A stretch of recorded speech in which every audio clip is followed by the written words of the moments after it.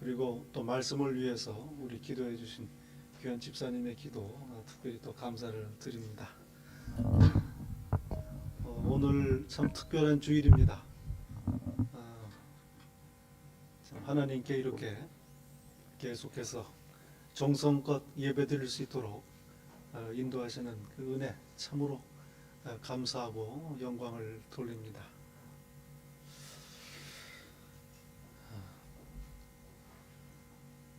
저희가 잘 아는 찬송 하나 있습니다. 저희 찬송가에도 있는데요.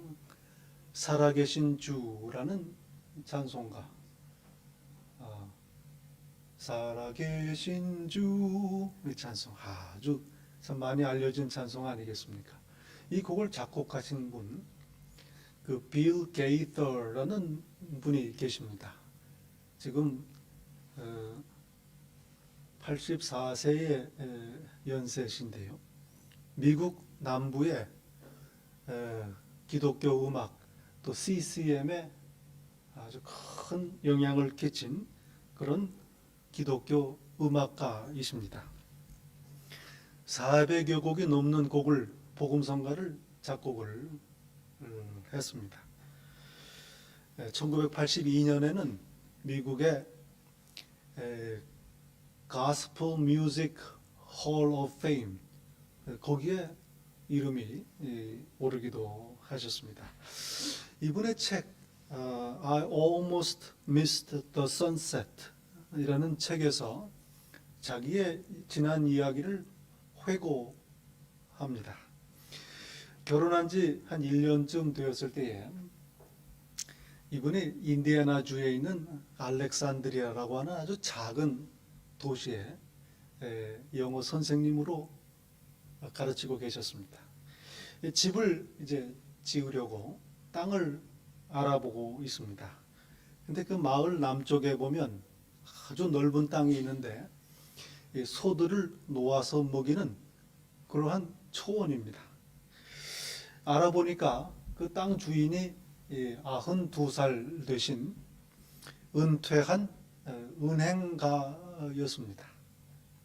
그 지역에 땅을 많이 가지고 계시기로 소문난 분입니다. 그리고 또 소문나기는 땅을 절대로 안 파는 분으로 소문이 나 있습니다. 누가 가서 땅을 좀 팔라 하면 저는 농부들이 소를 먹이도록 쓰도록 약속을 했습니다. 이렇게 늘 거절을 했습니다.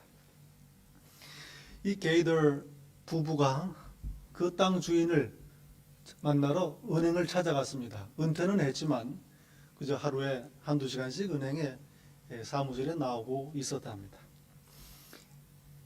마주 앉았는데 그분이 돋보기 위로 이렇게 쳐다보면서 그를 만났습니다. 이 게이더가 자신을 소개한 다음에 땅을 좀 파실 수 있겠습니까? 여쭤봤죠. 역시 마찬가지로 아주 예의 바르게 대답을 합니다. 농부들에게 쓰라고 준 땅입니다. 이 게이더는 포기하지 않고 자기 사정을 설명을 했습니다. 우리는 이 마을의 학교 선생님들인데 이곳에 정착하려고 합니다. 그러니 집을 지을 땅이 필요합니다. 얘기를 했어요. 그 노인은 이분을 물끄러미 바라보더니 아까 이름이 뭐라고 했소? 물어봐요. 게이더, 빌 게이더입니다. 혹시 그로버 게이더라는 분하고 어떤 관계입니까? 물어봐요. 네, 돌아가신 제 할아버지입니다. 그 노인이 읽고 있던 신문을 내려놓고 돋보기 안경을 벗습니다. 그리고 말합니다. 그래요? 그분은 내 농장에서 제일 부지런하게 일하던 일꾼이었습니다. 아주 정직하고 성실한 분이었죠. 뭐가 필요하다고 했습니까? 다시 게이더는 부탁을 했습니다. 집을 지을 땅이 필요합니다. 그래요. 생각 좀 해봅시다. 나중에 다시 찾아오십시오. 일주일 후에 다시 이분을 찾아왔습니다. 그 노인이 말합니다. 땅값이 얼마인지 좀 내가 알아봤습니다. 3,800불이면 어떻겠습니까? 괜찮겠어? 2만 평에 달하는 그 땅, 60년대 초반에 당시 시세로 10,000불 가까이 되는 땅이었습니다. 게이더는 당장 계약을 했습니다. 그리고 그 다음부터 30년이 지난 후에 이 게이더는 자기 아들과 그 아름다운 땅을 산책하면서 이렇게 얘기를 했답니다. 얘야, 너 증조 할아버지 덕분에 너는 이렇게 아름다운 땅에서 살고 자랄 수 있었다. 이 사람의 평판이 얼마나 중요한가 생각하게 되는 이야기입니다. 구약성경 잠언 22장 1절은 말씀합니다. 많은 재물보다 명예를 택할 것이요 은이나 금보다 은총을 더욱 택할 것이니라. 많은 재물보다 명예를 택하라. 이 명예라는 말은 이름이라는 말을 풀어서 번역한 겁니다. 이름을 택하라. 그 사람의 이름, 그 평판이 어떻게 나아 있는가, 이게 재물보다 더 중요하다, 이 말씀입니다. 성실하고 부지런하게 일을 했던 할아버지, 오랫동안 쌓아놓은 좋은 평판 덕에 그 손자가, 정손자가 그 이름을 대게만 하니까 그저 기대하지 않았던 복을 얻은 겁니다. 여호수아를 기억합니다. 가나안 땅에 들어가기 전에 정탐꾼을 보냅니다. 그들은 여리고 성에 사는 기생 라합의 집에 들어가 밥을 보내게 됩니다. 어떻게 여리고 왕이 용케 이 소식을 듣게 됩니다. 그래서 그들을 잡으려고 병력을 출동시킵니다. 라합은 정탐꾼들을 숨겨주지요. 조금 전에 성 밖으로 나갔습니다. 지금 급히 따라가면 잡을 수 있습니다. 그들이 떠난 후에 라합은 정탐꾼들에게 이렇게 말을 합니다. 우리 여리고 사람들은 그대들의 소문을 다 들었습니다. 애굽에서 나올 때에 홍해가 갈라졌던 일, 그리고 요단강 건너편에서 아모리의 두 왕 시혼과 옥을 전멸시켰던 일, 소문을 우리가 다 들었습니다. 우리들의 마음이 녹아내렸고 정신을 잃었습니다. 그대들의 하나님께서는 하늘과 땅의 하나님이십니다. 이렇게 고백을 합니다. 홍해바다를 가르신 것, 놀라운 능력입니다. 그런데 궁금합니다. 그렇게 어렵게 안 하셔도 분명히 인도해 내실 수 있으신데 왜 굳이 바다를 가르셨을까? 소문이 나게 하신 겁니다. 쫓아오던 애굽 사람들이 하나님을 알게 됩니다. 이스라엘 백성들도 알게 됩니다. 그리고 멀리 가나안 땅에 있는 사람까지도 하나님의 소문을 듣게 된 겁니다. 얼마나 위대하신가. 하나님의 평판이 소문이 난 겁니다. 구약 성경 출애굽기와 에스겔서를 보면 아주 흥미있는 구절이 거듭거듭 등장하는 걸 볼 수 있습니다. 하나님께서 이렇게 말씀하십니다. 너희는 내가 하나님 여호와임을 알리라. 이스라엘 백성을 구원하시면서 이적을 행하십니다. 놀라운 일들을 행하십니다. 그리고 선포하십니다. 너희는 내가 하나님임을 알라. 바로 왕이, 이스라엘 백성이, 그리고 세상 사람들이 그 일을 보고 하나님께서 어떤 분이신가 이걸 알도록 소문이 나기를 원하시는 겁니다. 바벨론의 포로로 잡혀갑니다. 포로에서 다시 예루살렘으로 돌아오게 하십니다. 놀라운 하나님의 행하심입니다. 국제 정세를 다스리시는 하나님이시요, 국제 정치를 사용하시어 백성을 구원하시는 하나님이십니다. 에스겔 선지자는 거듭 선포합니다. 너희는 내가 하나님이라는 걸 알게 되리라. 이스라엘 백성이, 바벨론 사람들이, 페르시아인들이, 온 세상 사람들이 하나님의 위대하심을 알도록 소문을 내시는 겁니다. 저는 출애굽 사건 생각할 때마다 바로 왕이 참 안 됐다 그런 생각이 들어요. 하나님께서요, 그의 마음을 계속해서 완악하게 하셨다 성경은 말씀합니다. 그래 안 하셨으면 둘째 재앙하고 끝날 일이었습니다. 그런데 성경을 보면 하나님께서 바로의 마음을 계속 강팍하게 하셨다, 완악하게 하셨다 증거합니다. 결국 10번째 재앙, 장자들이 죽는 재앙까지 당한 다음에야 비로소 이스라엘 백성을 내보냅니다. 하나님께서 왜 바로의 마음을 완악하게 하셨을까? 출애굽기 9장 16절의 말씀 참 놀랍습니다.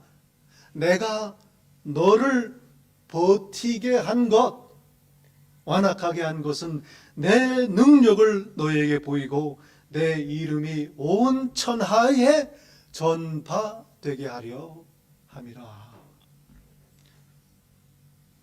소문을 나게 하시는 하나님이십니다. 이스라엘 백성은 예루살렘 성전에 모여 하나님을 예배하면서 이렇게 찬양을 했습니다. 그의 영광을 모든 민족 중에, 그의 기이한 행적을 만민 중에 선포할지어다. 하나님께서 우리를 구원하셨다, 이 소식을 온 세상에 알리는 겁니다. 하나님을 예배하는 것이요, 하나님을 찬양하는 겁니다. 빌립보서에서 바울 사도는 이렇게 노래합니다. 하늘에 있는 자들과 땅에 있는 자들과 땅 아래에 있는 자들로 모든 무릎을 예수의 이름에 꿇게 하시고 모든 입으로 예수를 주라 시인하여 하나님 아버지께 영광을 돌리게 하셨느니라. 독생자 예수 그리스도를 죽음에서 일으키신 능력이 온 천하에 소문이 나서 온 세상이 하나님을 예배하기를 원하시는 겁니다. 예수 그리스도의 십자가의 희생으로 죄인들을 용서하시는 하나님의 사랑이 소문이 나서 온 세상이 하나님께 돌아와 예배하기를 원하시는 하나님의 심정을 보게 됩니다. 하나님의 소원입니다. 여러분, 하나님께서는 저희가 부활의 증인이 되기를 원하십니다. 부활의 증인 되게 하십니다. 다른 말로 하면 우리가 하나님을 소문내는 자들 되게 하십니다. 예수님은 부활하셨다. 예수님은 그리스도시다. 예수님은 하나님의 아들이시다. 그 이름을 믿는 자들은 멸망치 않고 영생을 얻는다. 소문을 내게 하시는 겁니다. 증인입니다. 저희를 택하시고 제자 삼으신 것도 바로 이겁니다. 하나님의 사랑을 받은 우리들이 서로 사랑함으로 말미암아 세상 사람들이 이를 보고 우리가 예수님의 제자인 줄 알게 하십니다. 하나님을 알게 하시는 겁니다. 여러분, 성경을 보시면 하나님의 관심이 어디 계실까? 하나님의 관심은 온통 교회에 계십니다. 교회에 있어요. 예수님께서 12 제자들을 부르셨습니다.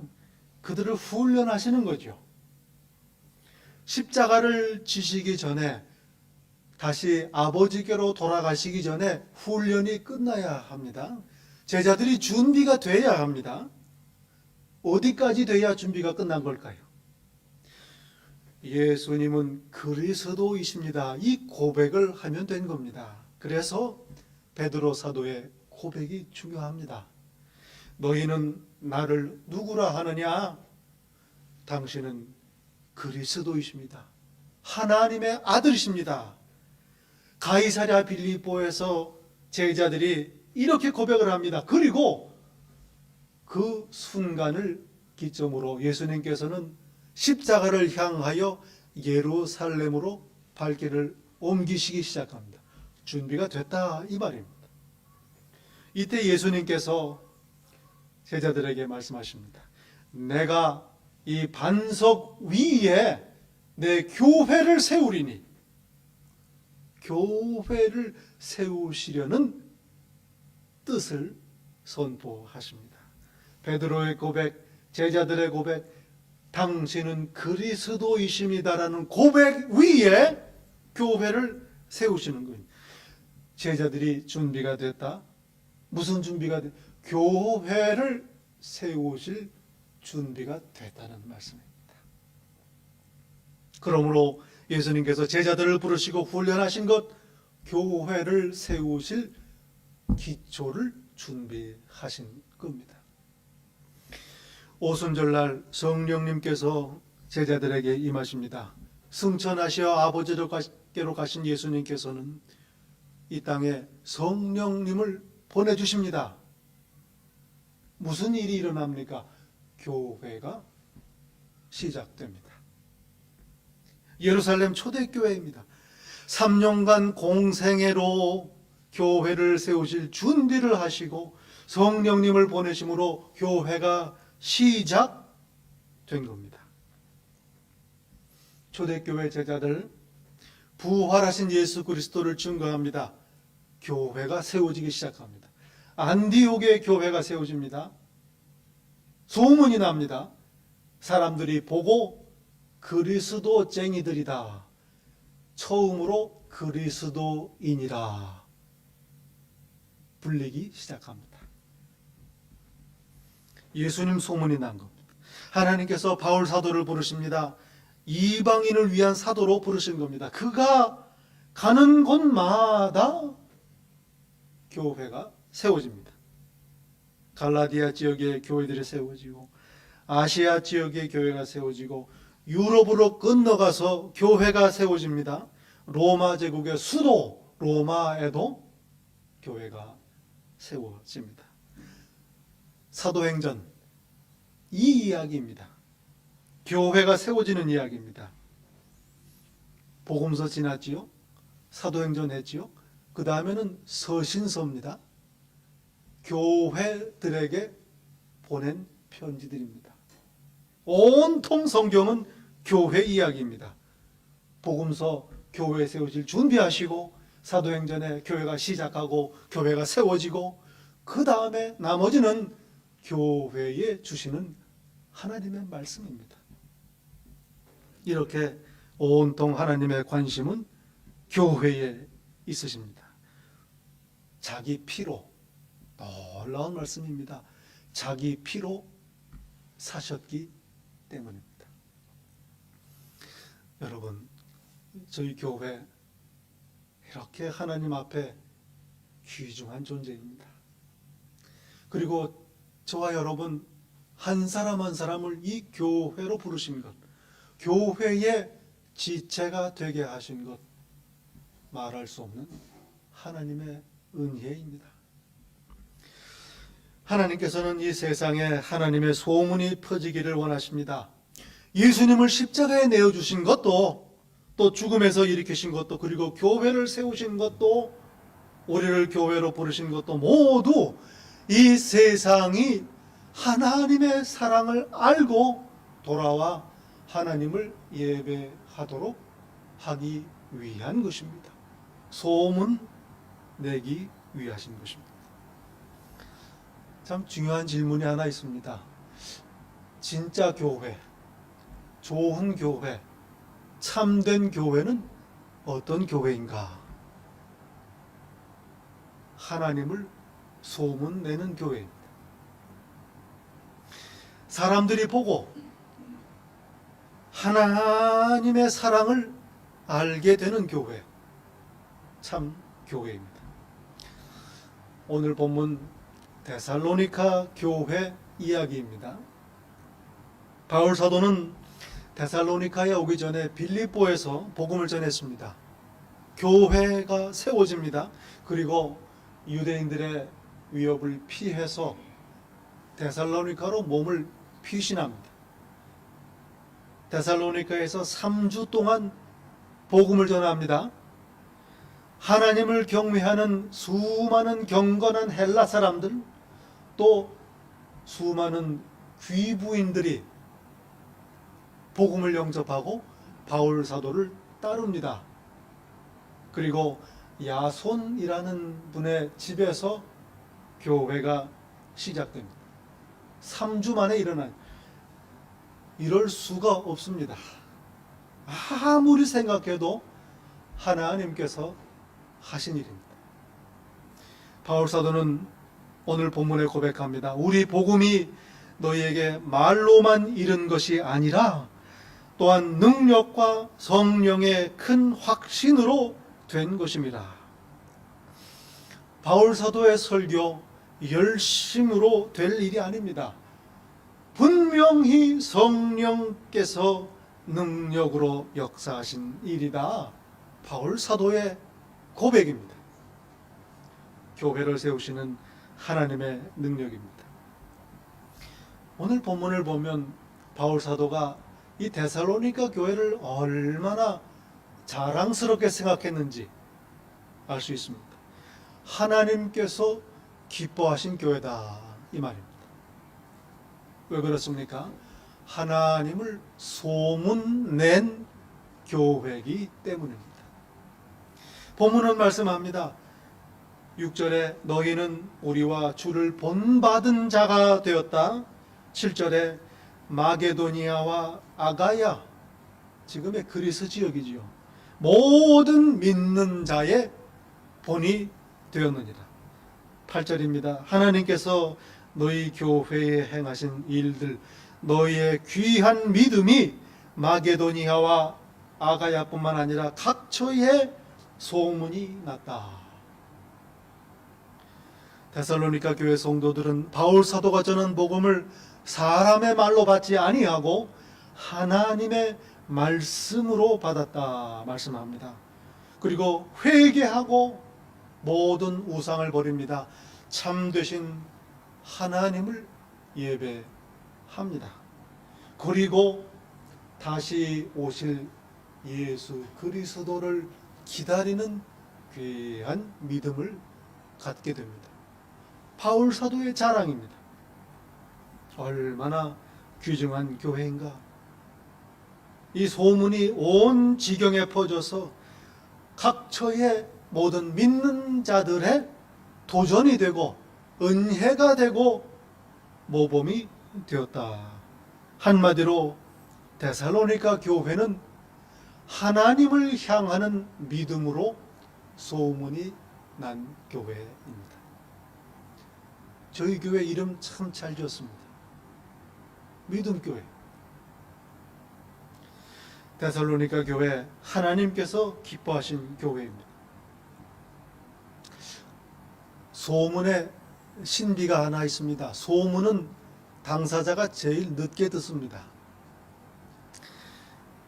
우리 교회가 어떻게 소문이 났는지 저는 잘 모릅니다. 그러나 간절히 바라기는 하나님께서 저희 교회에 행하신 큰 일들 소문 나기를 원합니다. 하나님께서 저희 교회를 참 사랑하십니다. 복 주십니다. 이 귀한 예배 처소를 허락하시고 또 아름답게 잘 가꾸도록 또 인도하십니다. 얼마나 큰 복인지. 성도님들이 아낌없이 헌신하고 정성을 다해서 하나님을 예배합니다. 그리고 서로 위해서 사랑으로 한 마음으로 기도하고 또 말씀을 나누고 성장합니다. 하나님께서 기뻐하시는 게 생각할 때마다 얼마나 감사한지 모릅니다. 저희 교회, 이 데살로니가 교회와 같이 하나님을 향하는 믿음으로 소문이 나는 교회가 되기를 바랍니다. 우리 교회가 각처의 모든 믿는 자들의 본이 되는 그런 복된 교회가 되기를 예수님 이름으로 간절히 축원합니다. 기도하겠습니다. 참 좋으신 하나님 아버지, 하나님의 은혜 생각할 때마다 감사요 감격입니다. 아버지 하나님, 저희 교회를 세우시고 예수 그리스도를 소문나게 하시기 원하시는 그 마음을 저희들 이 시간 헤아립니다. 감히 구하옵기는 하나님께서 기뻐하시는 교회 되게 하소서. 하나님을 향한 믿음이 온 각처에 소문이 나는 하나님이 기뻐하시는 교회가 되게 하소서. 예수님 이름으로 기도하옵나이다. 아멘.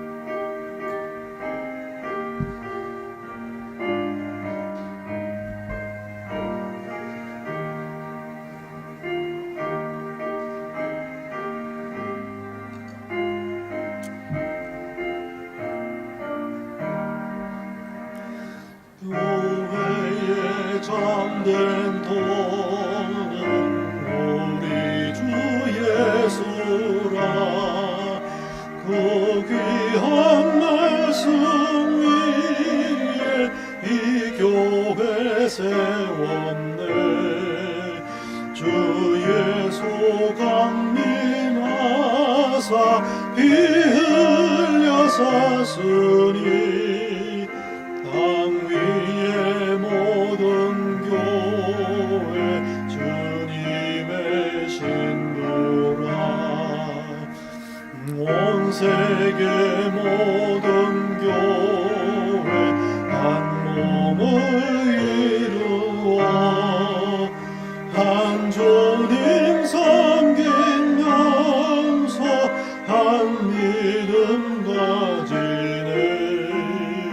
한 이름 찬송하고 한 성경 읽으며 나 같은 소망 품고 늘 은혜 받도다.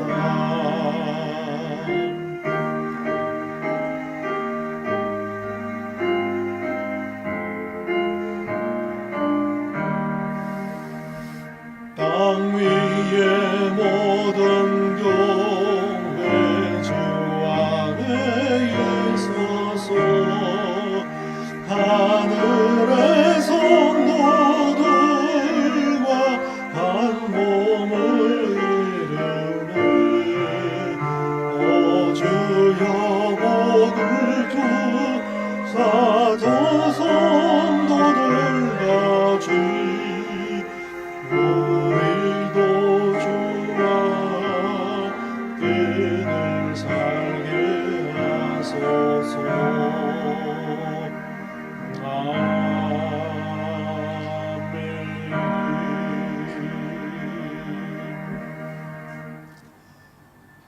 이 시간 하나님께서 기뻐하시는 교회, 예수 그리스도를 소문내는 교회, 하나님께서 행하신 그 크신 일을 소문내는 교회가 되기로 소망하고 다짐하는 이 자리에 머리 숙인 당신의 자녀 한 사람 한 사람 위에 우리 주 예수 그리스도의 은혜와 아버지 하나님의 사랑과 성령님의 교통하심이 이 세상 끝날까지 항상 함께 있을지다. 아멘.